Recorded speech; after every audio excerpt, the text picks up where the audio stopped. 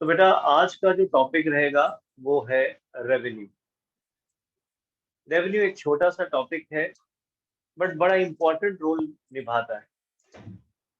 वो इसलिए बेटा, आपको याद होगा जब आप छोटे होते थे तो हम प्रॉफिट निकालते थे मैथ्स में, और उस समय प्रॉफिट का फॉर्मूला हम लोग लगाते थे सेलिंग प्राइस, याद होगा, माइनस कॉस्ट, है ना। हम इकोनॉमिक्स में भी प्रॉफिट निकालते हैं, हमें न्यूमेरिकल्स आएंगे।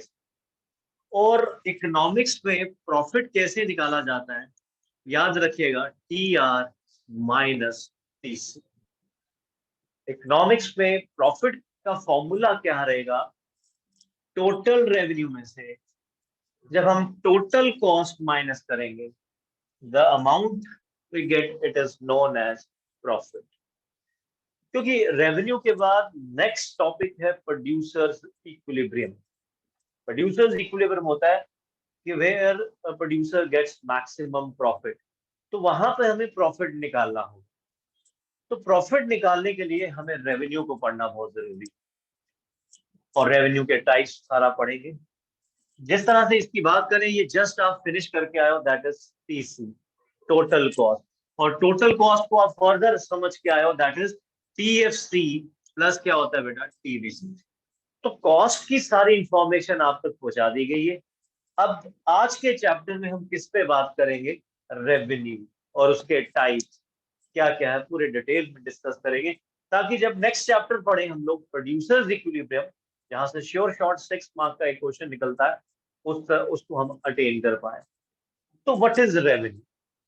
रेवेन्यू होता क्या है? Simply it is the amount received by the seller from selling the commodities. ठीक है, what is revenue? That is total sales proceeds भी कहते हैं। आई रिपीट अगेन, मैं लिखूंगा अभी आप लोगों के लिए कि रेवेन्यू क्या होता है। सिंपल हम कहते हैं that is total sales proceeds.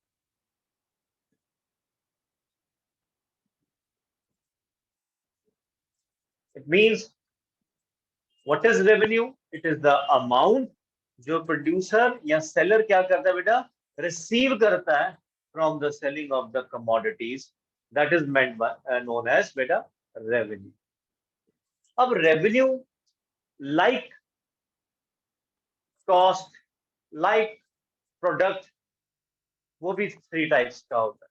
आपको बता देता हूं रेवेन्यू के कितने टाइप्स होते हैं, इस पे काम करते हैं। There are 3 types of revenue we have.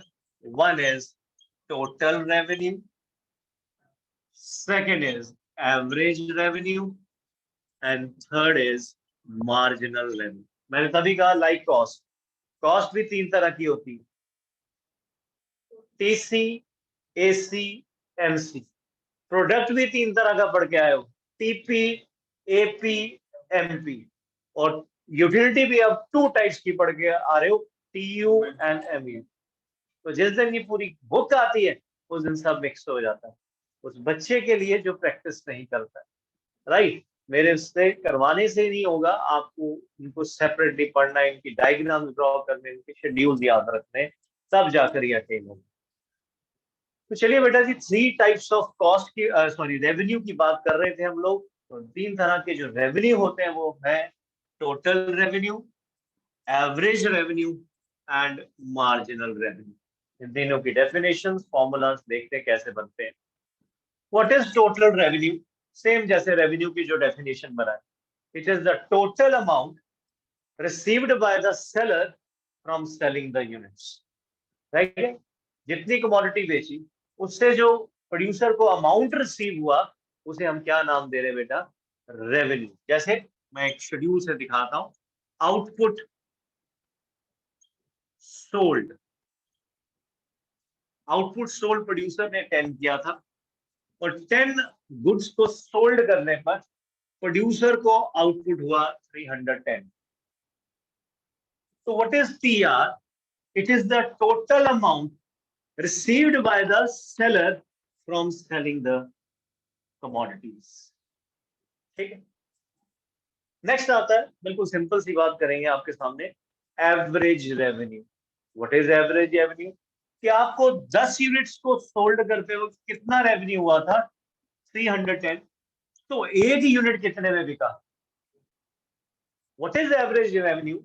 It is the पर unit amount received by the seller. मतलब एक यूनिट को बेचने पर जो प्रोड्यूसर को अमाउंट रिसीव होता है उसे हम क्या कहते हैं बेटा? Average revenue. तो मैं वेट कर रहा हूं कि आप मुझे क्या लिखवा रहे हैं, यार क्या होगा? Very good. कितना होगा बेटे? 31। तो what is average revenue? Definition आपको यही बोल रहा हूं, वही यही लिखनी पड़ेगी। इट इज द पर यूनिट अमाउंट, एक यूनिट को जो बेचकर जो अमाउंट रिसीव करता है सेलर, उसे हम क्या कहते हैं इकोनॉमिक्स में? Average revenue. रिपीट करता हूं फिर से, इट इज द पर unit amount received by the seller. मतलब एक यूनिट को बेच के जो अमाउंट रिसीव कर रहा है सेलर, उसे आप क्या नाम दे रहे हैं? Average revenue. Whereas total revenue क्या है? टोटल यूनिट्स को बेचने पे जो टोटल अमाउंट रिसीव कर रहा है उसे हम क्या कहते हैं बेटा? Average total revenue. ठीक है, क्लियर हुआ दोनों दोनों की डेफिनेशन? अब आइए थर्ड वन। थर्ड है दैट इज मार्जिनल रेवेन्यू। और बार बार आपको समझाया गया, मार्जिनल का मतलब होता है एडिशनल। और एडिशनल डेफिनेशन में 2 बार आ जाना चाहिए। एडिशनल जो है वो 2 बार आना चाहिए। देखो कैसे आएगा, आप बना सकते हो, मुझे पता है, आपको मैं ट्रेन कर रहा हूं इसी पे। Additional revenue received by the seller from selling an additional unit. Exactly आप वही बोल रहे हो जो मैं आपको प्रिपेयर कर रहा था। मैं तब से आपको समझा रहा हूं, जब भी मार्जिनल वर्ड आए थोड़ा सा आईक्यू लगाना कि 2 बार डेफिनेशन में मैंने क्या इन्वॉल्व करना है? एडिशनल। तो यहाँ पर क्या है, कंसेप्ट को देख के करें कि एडिशनल यूनिट को बेचने पर जो एडिशनल अमाउंट रिसीव की सेलर ने, उसे आप क्या कहोगे बेटा? Marginal revenue. जैसे किसी को बनाते हैं आपके साथ कि भाई 10 से 11 यूनिट्स हुए, तो यहां पर अमाउंट आई बेटा, लेट अस सपोज 340। कि भाई 11 यूनिट्स बेचने पर टोटल रेवेन्यू कितना हुआ? 340। तो अब मैं आपके साथ मार्जिनल रेवेन्यू को डिफाइन करने चला हूँ। एडिशनल यूनिट को बेचने पर, मतलब 10 से 11 एक एडिशनल यूनिट के बेचने पर जो एडिशनल रेवेन्यू हो रहा है, कितना एडिशनल रेवेन्यू हो रहा है आप बताओ बेटा? कितना? और अगर आपको मार्जिनल 30। रेवेन्यू बताना, सही कह रहे हो, that is 30। It is known as, कैसे बना? 340 में से 310 माइनस करें तो ये 30, right? It is known as marginal revenue. समझ आ ही रही होगी आपको, तीनों की डेफिनेशन बड़ी जल्दी समझ आनी चाहिए। फिर इसके ऊपर फिर आगे और काम करेंगे कि marginal revenue means additional amount received by the seller from selling an additional unit। ठीक है, तो मार्जिनल रेवेन्यू का फॉर्मूला क्या होगा? तुम लोग बता सकते हो यार? बताओ जी, एम आर कैसे निकालोगे? तो आपको सर लिखिए M R is equal to, बोलो ना, TRN T R N minus minus, TRN minus 1। Excellent Lakshya, very good. T R N minus T R N minus 1। याद होगा, मैं बार बार आपको बताता हूँ, ये वहां लगेगा जहां पर यूनिट सोल्ड कितने से बढ़ रहा, 1/1, राइट? जहां पर एडिशनल सोल्ड यूनिट्स ज्यादा हो, राइट? तो फॉर्मूला याद है, दूसरा क्या रखना आपने? Very good, delta T R upon delta Q S. मतलब यहां पर अगर यहाँ लिखा होता बेटा, मेरी बात सुनना, 10 से 12, तो ये जो आपने 30 लिखा है ये गलत आंसर है भाई। बार बार मैं बताता हूँ क्यों, क्योंकि एडिशनल यूनिट कितने थे? 2 थे। अब तो आपने कैसे फॉर्मूला था? Delta T are. Delta T are है कितना? ठीक है, 30 है, और उसको किससे डिवाइड करना होगा? डेल्टा क्यू से। वो अब 1 नहीं है, वो कितना है? 2। तो यहाँ पर कितना आना चाहिए बेटा? 50। तो बी अवेयर। ऐसे मैं बार बार आपको क्यों बताता हूँ कि जब हमें 1 मार्क का एमसीक्यू आता है तो वहां पर ऐसे क्वेश्चन आते हैं कि प्रोड्यूसर ने जब 10 यूनिट्स बेचे थे तो टोटल रेवेन्यू इतना था, 15 यूनिट्स बेचे तो टोटल रेवेन्यू इतना हुआ। तो हम सिर्फ इग्नोर ना करें, टोटल रेवेन्यू का डिफरेंस निकालना है, इसका भी निकालना होगा। यूनिट सोल्ड का भी, तब जाकर अब एग्जैक्ट वैल्यू निकाल पाए। ये चीज मैंने हर बार दिखाई है। आज इसका लास्ट पार्ट है, मतलब एमआर इसके बाद और नहीं पढ़ाऊंगा, खत्म है मैं एमआर, राइट। इसके बाद और नहीं, जैसे आप शुरुआत से T U M U TP AP MP TC AC MC, और आज क्या पढ़ रहे हो, T R A R M R, इसके आगे और फर्दर कुछ नहीं, इन्हीं पर हमने आगे डिस्कशन करनी। तो डेफिनेशन और फॉर्मूला आपको याद रखना है कि what is the formula of M R, तो डिफरेंस ऑफ टी आर और delta T R upon delta. ठीक है बच्चों, लक्ष्य ठीक है, सुदीप समझ आ रहा है Yes, बच्चों? sir. Yes, sir. चलो एक बार मैं फिर से आपको फॉर्मूलाज दे दूं। एमआर का बिल्कुल आपने फॉर्मूला लिख लिया है, फिर इसके बाद जब न्यूमेरिकल्स करेंगे नेक्स्ट क्लास में तो उसके लिए फिर से रिमाइंड कर दूंगा आपको, पर एमआर का यही फॉर्मूला रहेगा। ठीक है, आपको ये बता दूं, इस पे अब मैं काम करना चाहूंगा। एआर और जो प्राइस होता है ये दोनों सेम होते हैं। क्यों होते हैं? ये बहुत फेवरेट क्वेश्चन है एग्जामिनर्स का। इस पे आओ, मुझे आपको टीआर का फॉर्मूला देना है। टीआर का क्या फॉर्मूला होगा, बता सकता है कोई? टीआर का फॉर्मूला होगा P into quantity sold. Total revenue कैसे निकालोगे, कितने यूनिट्स बचे और किस प्राइस पे Price. बेचे, तो आप क्या निकाल लोगे बेटा, टीआर। टीआर का एक और फॉर्मूला रहेगा, दैट इज समीशन ऑफ क्या बेटा, एमआर। तो कि जहां पर एमआर टीआर का क्या है बेटा, डिफरेंस है, तो सम ऑफ एमआर किसके बराबर होगा, टीआर। तो पिछला चले जाओ, sum of MU is T, sum of MP is TP, sum of TVC is sum of MC is TVC। तो आज वहां यहाँ क्यों नहीं, यहाँ भी वही होगा, राइट। तो इसको भी मैं जब न्यूमेरिकल्स कराऊंगा तब आपको और अच्छी तरह से समझा दूंगा, फॉर्मूला आप लिख लीजिए। तो टीआर के बेटा दो फॉर्मूले होंगे, एक प्राइस इनटू क्वांटिटी सोल्ड और दूसरा रहेगा summation of M R. What about AR? AR को हम प्राइस क्यों कहते हैं? ये क्वेश्चन आपको कई बार, आपको 100% हर स्कूल में एक ना एक बार तो आपको एग्जाम में आएगा ही आएगा। कौन सा क्वेश्चन? कि why AR and price is one of the same thing. ये मैं आपको 100% आपको बता रहा हूँ, हर स्कूल में क्वेश्चन कहीं ना कहीं किसी ना किसी, चाहे कहीं क्लास टेस्ट में आ जाए या किसी आपके यूनिट टेस्ट में आ जाए या जो एफएज होते हैं उनमें आ जाए, आएगा जरूर, हाफ एलिस में आ जाए, आएगा जरूर। अब इस पे काम करना है कि why A R and price is one of the same thing, दोनों सेम क्यों।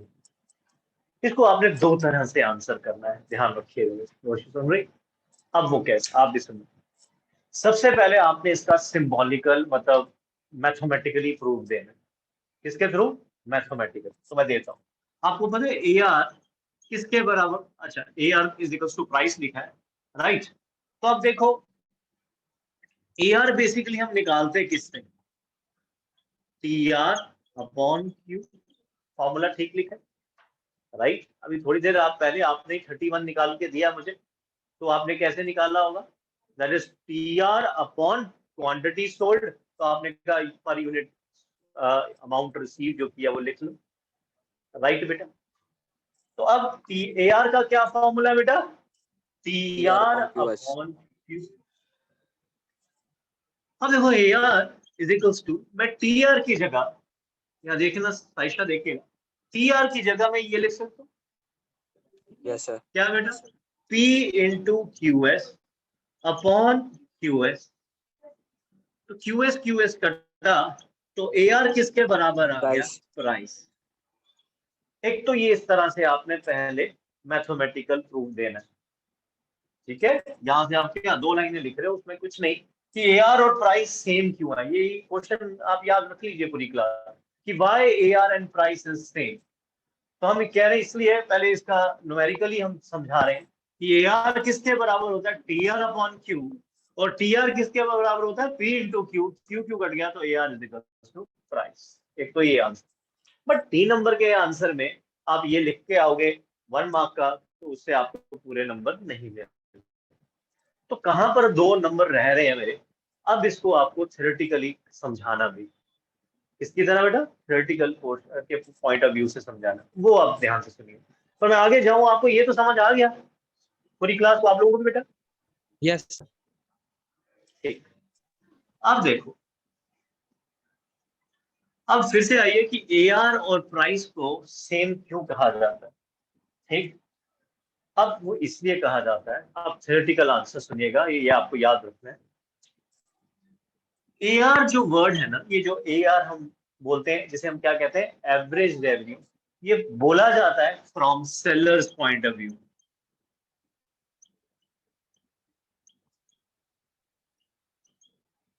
करेक्ट। और जो बेटा प्राइस जो है ना, प्राइस, ये हम प्रोनाउंस करते हैं from buyers point of view.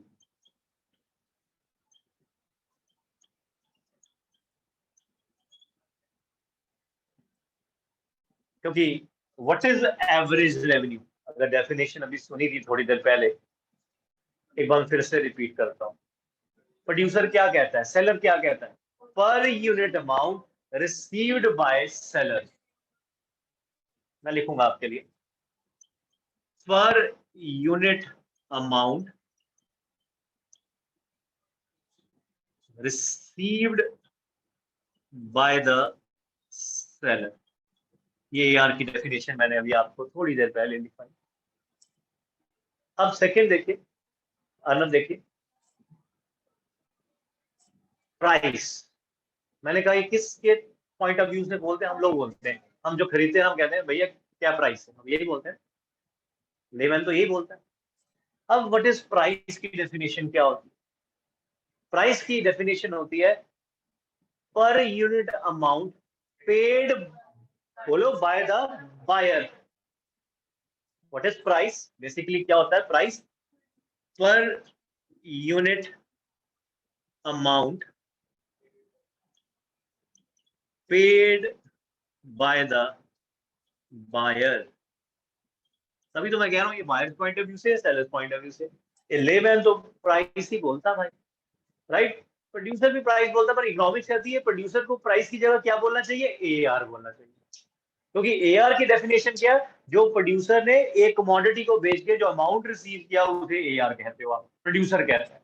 But buyer क्या कहता है उसे, जो उसने एक कमोडिटी को खरीदते समय जो अमाउंट पे किया है, राइट। टेक्निकली तो कोई फर्क नहीं है, बट पॉइंट ऑफ व्यू में फर्क है। सेलर उसे एआर बोलता है और बायर उसे प्राइस। सिंस अब हम आगे क्या कहें, सिंस जितना बायर पे करता है,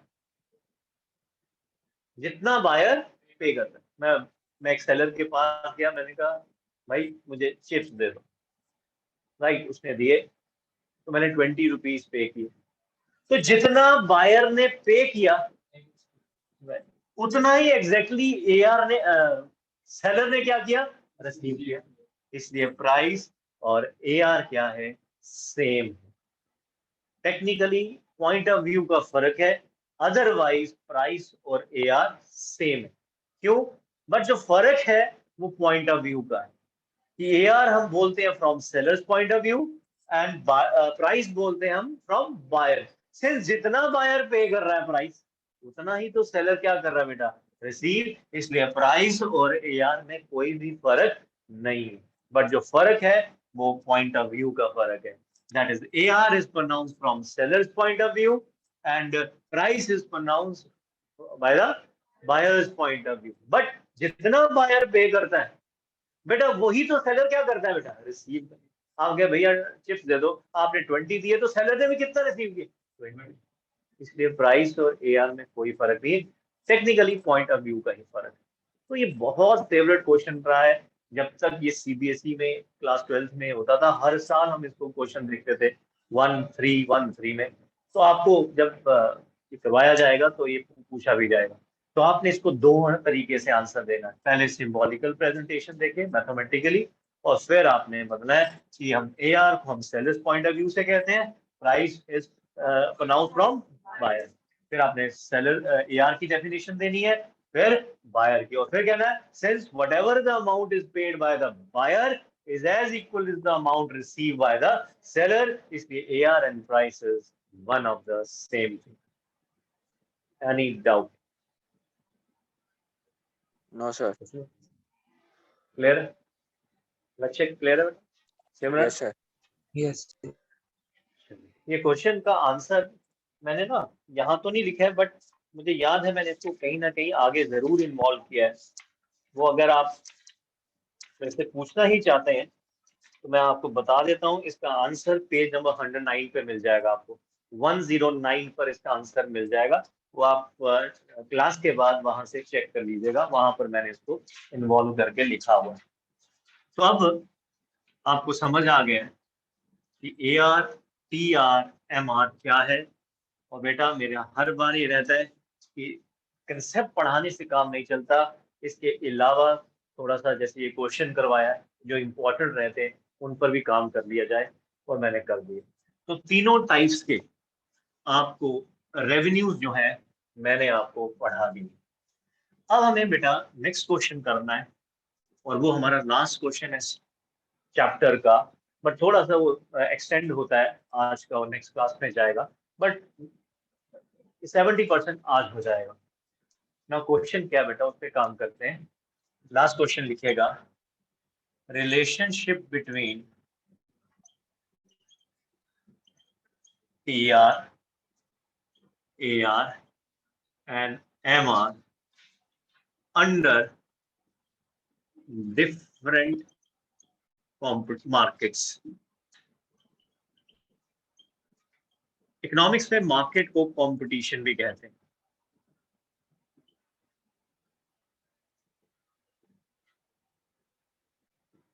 और आपको बता दूं, देयर आर इन इकोनॉमिक्स, बार बार कहूंगा, there are two types of markets we have.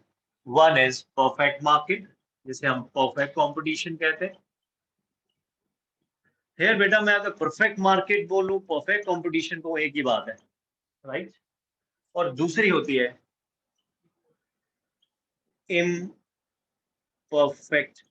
Competition. तो मुझे अब आपको रिलेशनशिप पढ़ाने हैं दो मार्केट में. क्यों? एक relationship between TR, AR, MR under perfect competition. Next होगा relationship between TR, AR, MR in which competition? Imperfect. अब मुझे थोड़ा सा बताना पड़ेगा ये क्या डिफरेंस है, तभी तो हम समझ पाएंगे. इनके शेड्यूल्स हैं वो हम देखेंगे. सर आपने Since सेकंड वाला क्या लिखा है? लिखा है imperfect competition. Imperfect, IM, imperfect competition. ठीक है ना. आगे सुनो, इसको यहां भी पढ़ते हैं, और नेक्स्ट चैप्टर आता है फॉर्म्स ऑफ मार्केट, वहां भी पढ़ते हैं. बट इस साल के सिलेबस में ये वाला कंपटीशन आपके फॉर्म्स ऑफ मार्केट से निकाल दिया गया. ठीक है, बिल्कुल खत्म कर दिया गया. फॉर्म्स ऑफ मार्केट में एक ही पढ़ना है, that is perfect market. But revenues में से नहीं निकाला, राइट. तो थोड़ी सी इंफॉर्मेशन देनी बनती है कि परफेक्ट और इम्परफेक्ट में क्या डिफरेंस होता है. ठीक है, सबसे पहले परफेक्ट मार्केट कहते हैं क्या होती है. एक ऐसी मार्केट जहां पर सारे sellers, all the seller are selling homogeneous product at a same price. बिल्कुल ठीक है. परफेक्ट मार्केट क्या है मैं आपको बताता हूं. Where there are large number of sellers. कर क्या रहे हैं? They are selling. इसको मैं बहुत अच्छी तरह से फॉर्म्स ऑफ मार्केट में समझाऊंगा. सिर्फ अभी ये समझो कि सारे सेलर क्या कर रहे हैं. They are selling homogeneous product at which price? At uniform price. Uniform का मतलब सेम प्राइस. मतलब क्या है? ये एक तरह की आइडियलिस्टिक मार्केट है जो इकोनॉमिस्ट कहते हैं ऐसी होनी चाहिए. अदरवाइज ये रियल लाइफ में नहीं एग्जिस्ट करती. मैं बताता हूँ कैसी कंपटीशन की बात कर रहे हैं इकोनॉमिस्ट की, क्या पता आगे ऐसा हो जाए, बट अभी नहीं है. अगर अर्नव आप मेरे से एग्जांपल पूछोगे कि सर अभी दो मुझे परफेक्ट मार्केट की एग्जांपल रियल लाइफ में, क्योंकि हर बार मैं इकोनॉमिक्स में एग्जांपल देके आपको क्लियर करता हूँ, तो मेरे पास अवेलेबल नहीं. पर इकोनॉमिस्ट की सोच है कि ऐसी आइडियलिस्टिक मार्केट होनी चाहिए। क्या है, देखो क्या है ये मार्केट, कहता है चाहे कोई सेलर 1 यूनिट बेचे, चाहे 10 यूनिट बेचे, चाहे 100 यूनिट्स बेचे, चाहे 1000 यूनिट्स बेचे, चाहे 10,000 यूनिट्स बेचे, प्राइस क्या रहेगा, सही। मतलब आप प्राइस डिस्क्रिमिनेशन ना करें। बट रियल लाइफ में अभी ऐसा दिखता नहीं है। मैं तो ये देखता हूँ, अगर 1 यूनिट कोई खरीदता है उसे हम सेलर क्या करता है, ज्यादा चार्ज करता है। 10 लेता है, थोड़ा सा हम क्या करते हैं, कम करते हैं। जो 100 खरीदता है उसे थोड़ा और कम करते हैं। ऑब्वियसली प्राइस डिस्क्रिमिनेशन हम कर रहे हैं। बट ये इस तरह की मार्केट के बारे में बात कर रहे हैं, राइट। इसको अभी ज्यादा इन्वॉल्व मत होने दो। इसका पूरे का पूरा चैप्टर वेट कर रहा है फॉर्म्स ऑफ मार्केट में। सिर्फ इतना पढ़ो यहाँ पर कि एक ऐसी मार्केट है जहां पर सारे sellers, all sellers selling the homogeneous product, एक जैसा प्रोडक्ट बेच रहे हैं, किस प्राइस पर, सही। मतलब यहाँ पर यूनिफॉर्म। चाहे कोई कंज्यूमर 1 यूनिट खरीद रहा है, चाहे वो 20, चाहे वो 100 खरीद रहा है सेलर से, सेलर सबको क्या चार्ज कर रहा है, सेम प्राइस। ऐसी मार्केट को ये मानते हैं। क्या नाम दे रहे हैं बेटा, परफेक्ट मार्केट, परफेक्ट कंपटीशन वाली मार्केट। क्लियर हुआ। ठीक इसके ऑपोजिट दूसरी वाली है, जो आपको बता दूं रियल लाइफ में एग्जिस्ट करती है। ऑपोजिट, जहां सारे सेलर्स गुड्स तो बेच रहे हैं, बट प्राइस जो है वो यूनिफॉर्म नहीं। नहीं है। और सारे सेलर्स के जो प्रोडक्ट है ना वो एक जैसा नहीं, डिफरेंशिएटेड है। क्या बेटा, डिफरेंशिएटेड। हर एक प्रोडक्ट उसका अलग है। जैसे टूथपेस्ट है, सोप है, बेच तो सारे सोप रहे हैं, पर सबके सोप एक जैसे नहीं है। कोई डिटोल से बेच रहा है, कोई पियर से बेच रहा है, कोई डव से बेच रहा है, राइट, कोई किसी नाम से बेच रहा है। किसी पे ठीक है सचिन की फोटो लगी है, किसी पे ऐश्वर्या राय की लगी। मैं ये बता रहा हूँ होमोजीनियस का मतलब यहाँ क्या होता है, same in all respect. But मैं अगर ये करने लगा तो मैं उस यूनिट पे चले जाऊंगा जहां मुझे जाना नहीं है। मुझे थोड़ा ही आपको कन्फाइन करना है, डिटेल में मैं तुम्हें वहां पढ़ाऊंगा। बट हाँ, आप सब यहाँ पर आपको ये रहता है कि इम्परफेक्ट का क्या है, तो वहां पर क्या है, there are large number of sellers selling differentiated products. Opposite बनाना ना बेटा, ये परफेक्ट है और वो क्या है, इम्परफेक्ट है। डिफरेंशिएटेड प्रोडक्ट मतलब डिफरेंशिएटेड प्रोडक्ट का नाम तो सोप है, बट सोप में डिफरेंस। टूथपेस्ट में देखें, बाबा रामदेव दंत कांति के नाम है तो टूथपेस्ट है, एक दंत कांति के नाम से। कोई क्लोजअप, कोई हाँ, किसी में नमक, किसी में लौंग, कि कोई वाइट, कोई स्पार्कल एंड दैट। प्रोडक्ट तो क्या बेच रहे हैं, product that is toothpaste, but that is एक दूसरे से क्या बेटा, डिफरेंशिएटेड। जो रियल लाइफ की बात हो रही है, मैं तभी तो कह रहा हूँ कि ये रियल लाइफ में मैं नहीं इसकी एग्जांपल दे सकता, बट मैं यहाँ आराम से दे सकता हूँ। और वो किस प्राइस पे बेच रहे हैं, यूनिफॉर्म नहीं बेटा, किस प्राइस पे, मतलब जो कम खरीदता है, जो सिर्फ एक टूथपेस्ट लेने आया, मैं उसे सेम प्राइस चार्ज करता हूँ जो एमआरपी है। बट जो मेरे से 100 टूथपेस्ट या उससे ज्यादा ले रहा है, तो मैं क्या करता हूँ बेटा, रियल लाइफ में क्या है, ऑब्वियसली डिस्काउंट ऑफर करते हैं। तो इस तरह की मार्केट को यहाँ पर क्या नाम दिया गया बेटा, इम्पर। समझ आ गया बेटा, उस समय तो एक्सप्लेन किया था, आज मैं प्रॉपर एक्सप्लेन कर रहा हूँ। क्लियर हो गया बेटा। तो दो तरह की मार्केट, एक परफेक्ट और एक इम्परफेक्ट, इनके अब शेड्यूल देख लें। ठीक है, सबसे पहले क्योंकि इम्परफेक्ट नेक्स्ट क्लास में ही छेड़ेंगे, परफेक्ट मार्केट को निपटाते हैं। जी बेटे,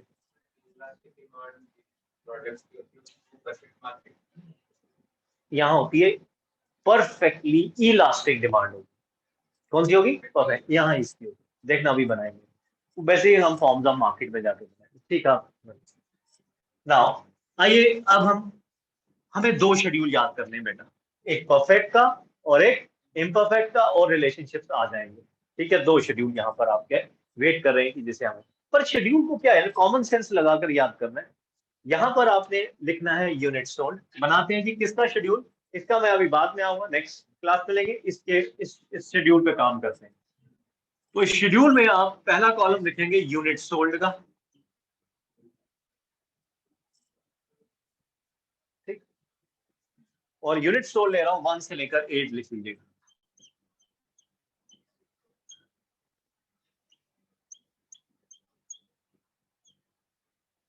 प्राइस। अभी मैंने क्या समझाया था, परफेक्ट मार्केट कैसी मार्केट है, जहां एक सेलर एक बेचे, दो या एक नहीं सोचना तो ये सोचो 100 बेचे चाहे 200 बेचे। मैं जीरोस में इन्वॉल्व नहीं करना चाहता, मैं कंसेप्ट ये बता रहा हूँ, चाहे एक बेचे चाहे 50 बेचे चाहे 800 बेचे, price is uniform. Uniform means same. मैं उसी पे अब काम कर रहा हूँ, प्राइस इज सेम, तो सेम रख रहा हूँ प्राइस, 10 रख रहा हूँ, तो सभी जगह आप क्या करें, बस यही डिफरेंस रहेगा। वहां पर जो क्या करेंगे, शेड्यूल यही बनाएंगे, पर प्राइस यहाँ 10-10 नहीं करेंगे। नरेश क्या करेंगे यहाँ 10-9-8-7 करेंगे, क्योंकि वहां पर प्राइस यूनिफॉर्म नहीं। बस इतना सा अगर शेड्यूल दिमाग में बिठा लेंगे, TR AR MR बन जाएंगे। इकोनॉमिक्स सारी माइक्रो है ही गेम शेड्यूल से समझने की, जो मेरी हमेशा आप पे रखा कि मैंने आपको कहा कि कंसेप्ट समझो, शेड्यूल बनाओ, डायग्राम ले लो, डायग्राम से आंसर निकाल लो, खुद ही बनेगा भी। तो आइए उसी पे काम कर रहे हैं हम लोग। 10-10-10-10, क्योंकि हमने डेफिनेशन पढ़ी थी कि परफेक्ट मार्केट एक ऐसी market where all the sellers are selling homogeneous product at a same price. चाहे वो कोई 8 बेच रहा है, चाहे 5 बेच रहा है, चाहे 1 बेच रहा है, वो सेलर जो है प्राइस में कोई भी डिफरेंशिएट नहीं कर रहा है। अब आता है TR कैसे निकालो। मेरे बच्चों को TR आना चाहिए। TR का फॉर्मूला भी पढ़ के आयो, दैट इज P/Q। P/Q कर रहे हैं बेटा, 10-20।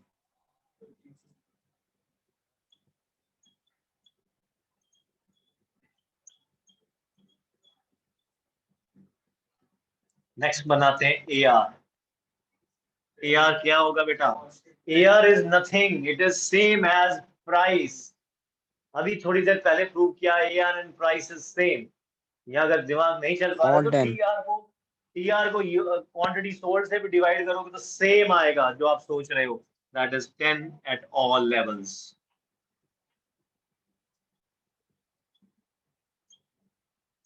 ठीक है, एंड नेक्स्ट करेंगे हम लोग MR। MR जो है TR का डिफरेंस होगा। ठीक है, तो MR जब आप निकालोगे तो देखो क्या बनेगा, 10 डिफरेंस 10। देखो यहाँ कैसे 10 आया, क्योंकि यूनिट सोल्ड अब 0 होंगे, तो टोटल रेवेन्यू भी क्या होगा 0। तो 0. 10 - 0 10 आ जाएगा, और फिर बाद में आप डिफरेंस निकालोगे तो हर जगह पर 10-10-10 ही नजर आएगा। ठीक है, तो इस तरह से ये सबसे पहले तो बेटा हमारा टॉपिक क्या है, फिर से बता दो, रिलेशनशिप पढ़ रहे हैं इस समय between TR AR MR। Under मैं इस समय क्या करा रहा हूँ, परफेक्ट। ये रहा शेड्यूल कैसे बना, तो इसके बारे में आपने एक बार समझ लिया, मुझे लगता है आपको शेड्यूल क्या याद रखना है वो पता चल गया। परफेक्ट में आपने प्राइस सेम रख देने, और आपने TR AR MR को फाइंड आउट कर लेना। अब ना डायग्राम बनाते, मैंने तो आपको कभी कहा ही नहीं कि डायग्राम का बटन कभी नहीं डाला कि डायग्राम भी याद करनी। मेरा एक ही मानना है कि यार बच्चे को क्या याद करके जाना है, डायग्राम बनाएगा। आइए उस पर हम काम करते हैं, डायग्राम बनाइए बेटा। एक्स एक्सिस पर हम रखेंगे क्वांटिटी सोल्ड, यूनिट सोल्ड, और वाई एक्सिस पर तीनों रखेंगे, that is TR AR, and third रखेंगे MR। क्वांटिटी सोल्ड आप लिखिएगा 1, करते चलिए 2, 3, 4,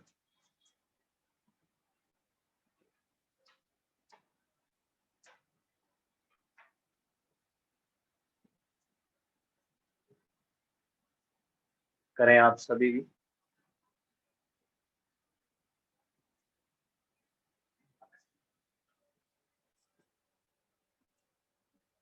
ठीक, जब आप बनाएंगे तो यहाँ से स्टार्ट हो रहा है, 2 पे 20,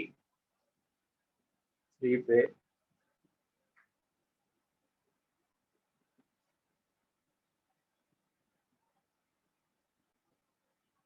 इस तरह से मुझे लग रहा है TR आपकी बन रही है। बना देता हूँ, ये स्ट्रेट बनी TR।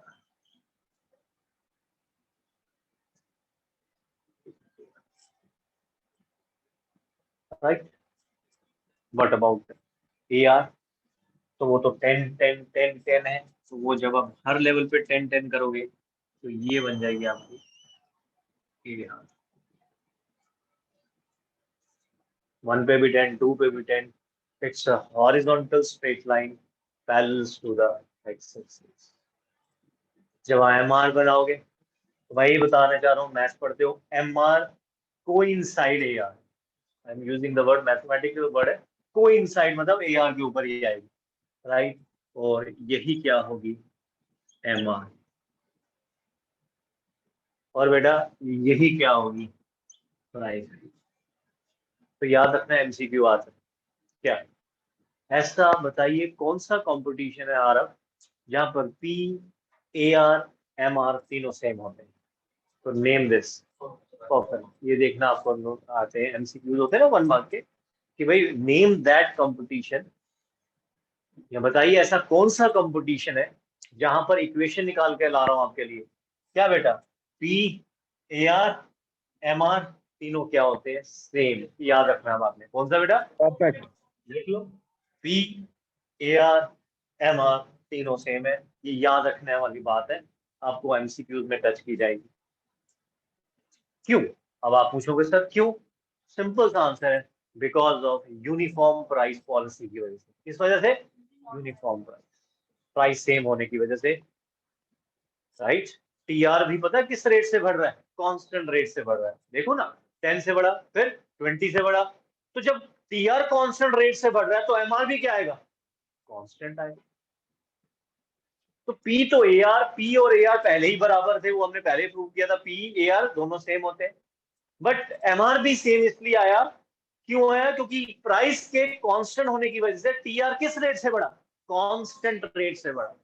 और MR जो है TR का डिफरेंस है, तो उसकी वजह से MR भी क्या आ गया बेटा, कांस्टेंट आ गया। इसलिए याद रखना, इन विच कंपटीशन ऐसे भी आ सकता है, P, AR और MR तीनों सेम होते हैं। और आंसर इज परफेक्ट कंपटीशन। याद रहेंगे आप, क्लियर है बेटे, आप लोगों को भी समझ आया। Yes now yes sir. अब रिलेशनशिप निकालने, आपने निकाल ली थी, अभी जो कर रहा था वो रिलेशनशिप से ही थे, बट आप पॉइंट बाई पॉइंट करेंगे। सबसे पहले आप TR के बारे में बताएंगे कि TR मतलब, मैं क्वेश्चन कर रहा हूँ TR, AR, MR का क्या रिलेशनशिप है। तो पहला पॉइंट ये आ रहा है कि TR जो है वो कैसा कर्व है, अपवर्ड स्लोपिंग है, राइट। और वो किस रेट से इंक्रीज कर रहा है।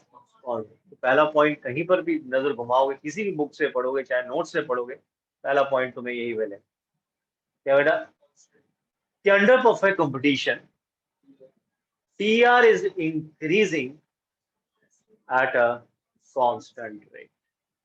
The TR is upward sloping and it increases at a constant rate. Clear है बेटा, क्लियर ना। Point number 2, under perfect competition, क्योंकि वही रिलेशनशिप उसी के समझा रहा हूं। AR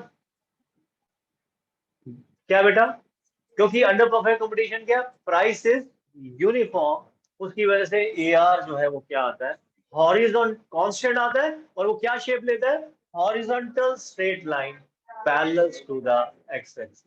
यही लिखना है। मतलब आपने अब रिलेशनशिप में कुछ बचा है तो ये है कि आपने TR को पहले एक्सप्लेन कर देना है, फिर AR के बारे में बताना है, और फिर MR। अब तीसरा पॉइंट क्या बनाएंगे, MR।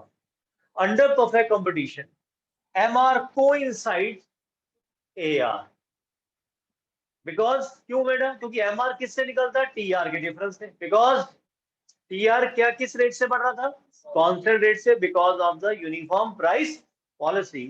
तो MR भी क्या रहता है, कांस्टेंट। और वो क्या बनता है बेटे, हॉरिजॉन्टल स्ट्रेट लाइन बनता है, किसके बेटा, x axis.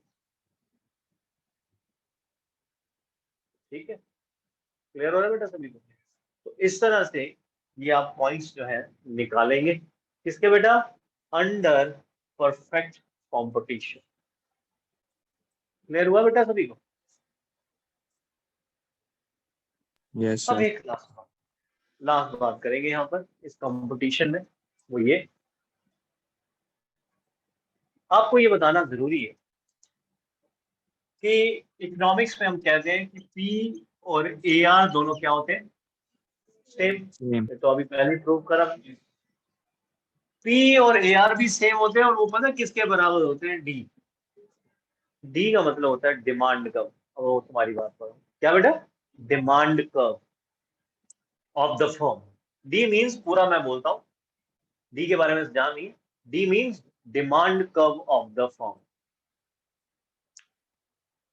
D means demand curve of the firm, मतलब ए आर को हम demand curve of the firm कहते हैं।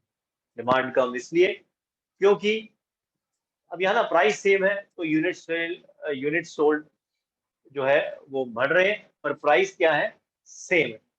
नाउ इसको मैं डिमांड कर्व वाली ये जो पॉइंट है, इसको मैं यहाँ बहुत अच्छा समझा पाऊंगा कि ए आर को डिमांड कर्व क्यों कहते हैं, वो हम नेक्स्ट क्लास के लिए रखेंगे।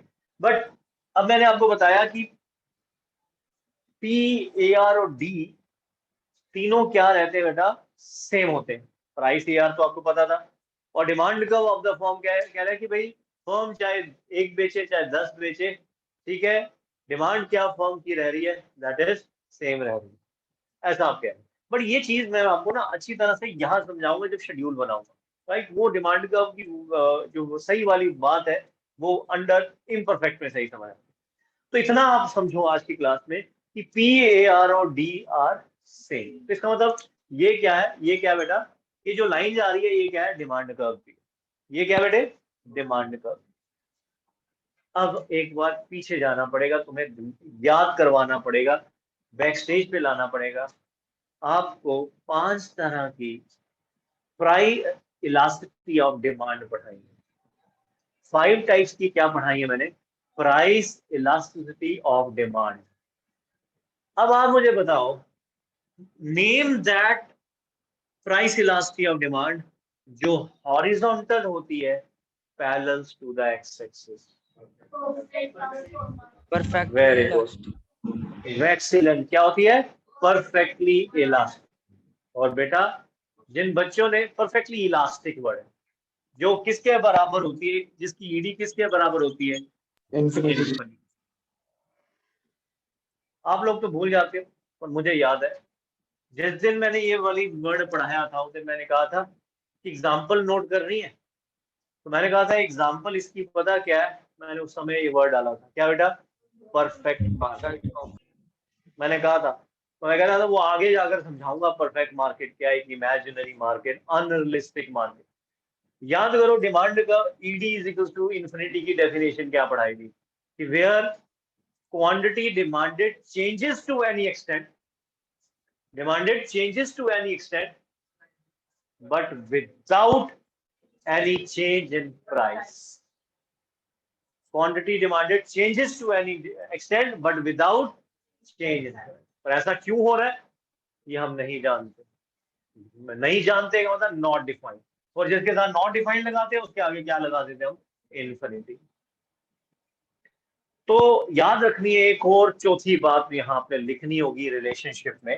4 ही पॉइंट है बेसिकली, और चौथा सबसे इंपॉर्टेंट पॉइंट है कि under perfect competition demand curve की इलास्टिसिटी क्या होती है, क्या होती है बेटा, परफेक्ट, क्या बेटा, इला perfectly, sorry, elastic, perfectly elastic, because price के क्या होने की वजह से सेम, क्योंकि यही तो डेफिनेशन थी परफेक्टली इलास्टिक की, where quantity demanded changes to any extent but without change in price.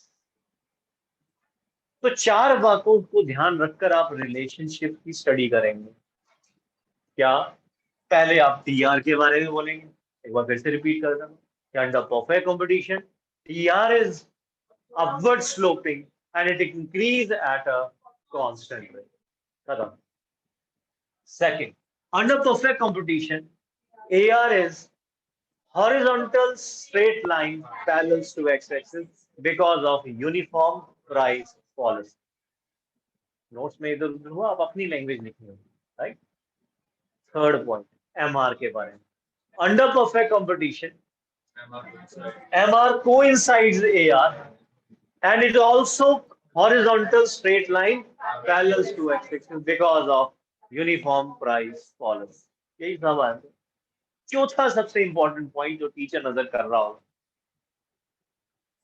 और वो है कि अंडर परफेक्ट कंपटीशन ये सब सेम होते हैं. क्या बेटा?